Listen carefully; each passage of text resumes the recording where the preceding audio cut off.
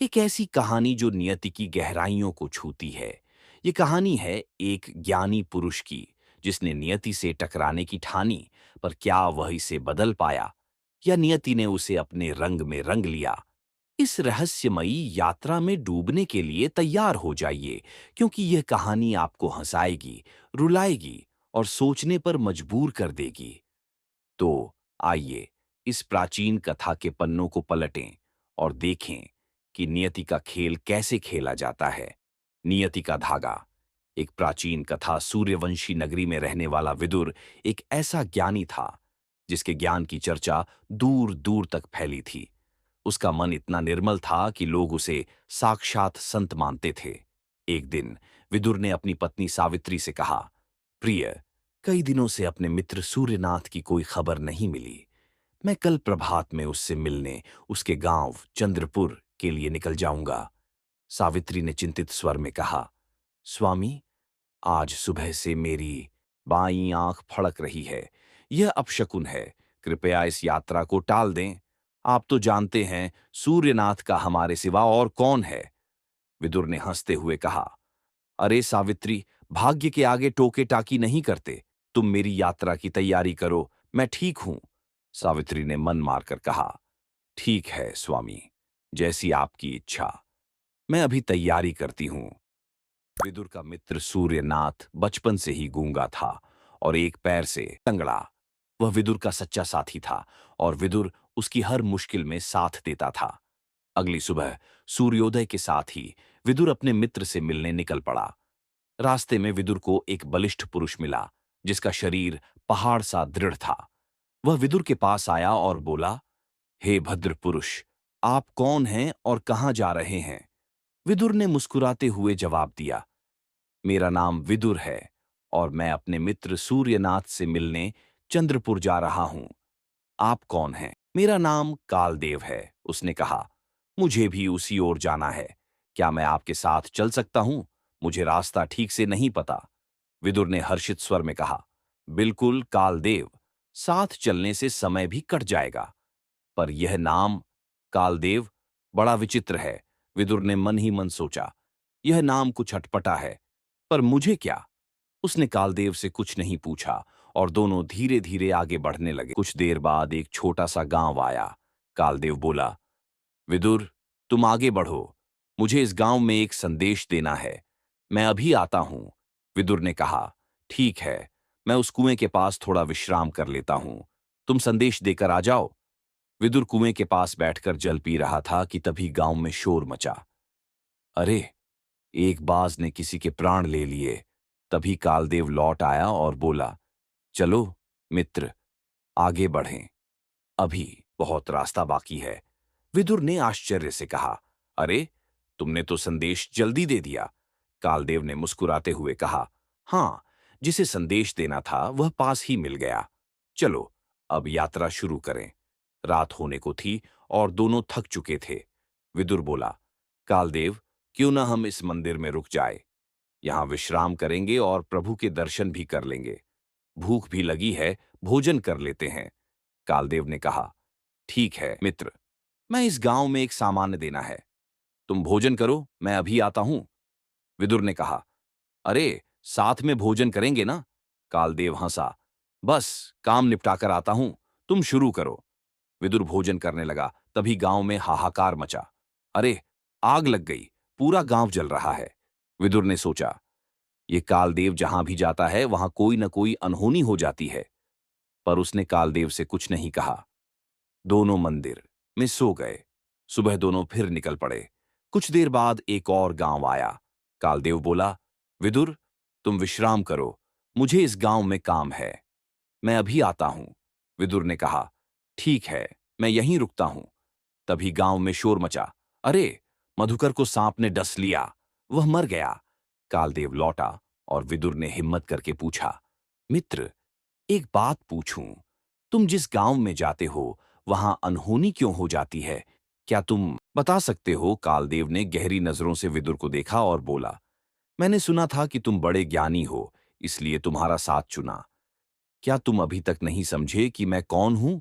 विदुर ने कहा, मुझे कुछ समझ तो आया है, पर शंका है। कृपया अपना परिचय दो। कालदेव ने गंभीर स्वर में कहा, मैं यमदूत हूं। यमराज की आज्ञा से उन लोगों के प्राण हरता हूं जिनकी आयु पूर्ण हो चुकी है। विदुर स्तब्ध रह गया। उसने पूछा, यदि तुम यमदूत हो तो बताओ, अगली मृत्यु किसकी है? कालदेव ने कहा, अगली मृत्यु तुम्हारे मित्र सूर्यनाथ की है और उसकी मृत्यु का कारण तुम बनोगे। विदुर चीख पड़ा, यह क्या कह रहे हो? सूर्यनाथ मेरा बचपन का मित्र है। मैं उसकी मृत्यु का कारण कैसे बन सकता हूं? मैं उससे मिलने नहीं जाऊंगा। कालदेव ने शांत स्वर में कहा, तुम जो सोच रहे हो वह मुझे पता है, पर नियति को नहीं बदला जा सकता। तुम्हारे मित्र की मृत्यु तुम्हारे चरणों में होगी। विदुर ने फैसला किया, मैं चंद्रपुर नहीं जाऊंगा, मैं घर लौट जाऊंगा। पर जैसे ही वह मुड़ा, उसे सूर्यनाथ तेजी से आता दिखा। सूर्यनाथ का चेहरा खुशी से चमक रहा था, पर वह इतनी तेजी से दौड़ रहा था कि लगता था वह अपनी शक्ति से अधिक जोर लगा रहा है। कालदेव बोला, तुम कुछ भी कर लो, नियति नहीं बदलेगी। सूर्यनाथ तुम्हारे पीछे पिछले गांव से आ रहा था। उसने अपनी सारी शक्ति तुम तक पहुंचने में लगा दी। तभी सूर्यनाथ विदुर के पास पहुंचा और जमीन पर गिर पड़ा। विदुर चिल्लाया, मित्र, उठो, तुम्हें कुछ नहीं होगा। पर सूर्यनाथ की सांसें थम चुकी थीं। कालदेव ने कहा, वह गूंगा था, इसलिए तुम्हें पुकार नहीं सका। एक पैर से लंगड़ा होने के बावजूद उसने तुम तक पहुंचने की कोशिश की। उसकी मृत्यु का कारण तुम बने, क्योंकि वह तुमसे मिलने के लिए अपनी सीमाएं लांघ गया। विदुर ने आंसुओं भरी आंखों से कालदेव को देखा। यदि सूर्यनाथ की मृत्यु होनी थी तो तुम मेरे साथ क्यों चले? कालदेव बोला, मैं सबके साथ चलता हूं, हर क्षण। लोग मुझे पहचान नहीं पाते, क्योंकि उनके पास अपनी समस्याओं के अलावा कुछ देखने का समय नहीं।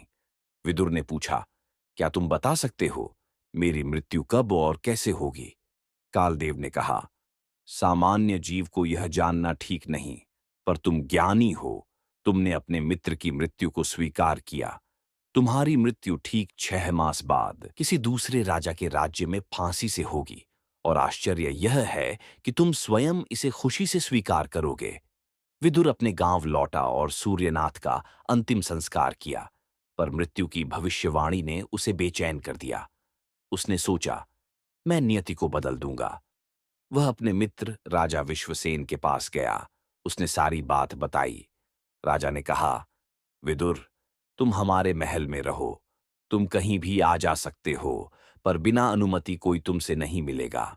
इस तरह तुम किसी दूसरे राज्य में नहीं जाओगे और मृत्यु टल जाएगी। विदुर महल में रहने लगा। 6 मास बीत गए। मृत्यु से एक दिन पहले विदुर ने सोचा, कल मेरा अंतिम दिन है। आज रात जल्दी सो जाता हूं, ताकि यह काली रात जल्दी बीत जाए। विदुर को नींद में चलने की बीमारी थी, जिसके बारे में वह स्वयं नहीं जानता था। उस रात उसे द्वारा पड़ा।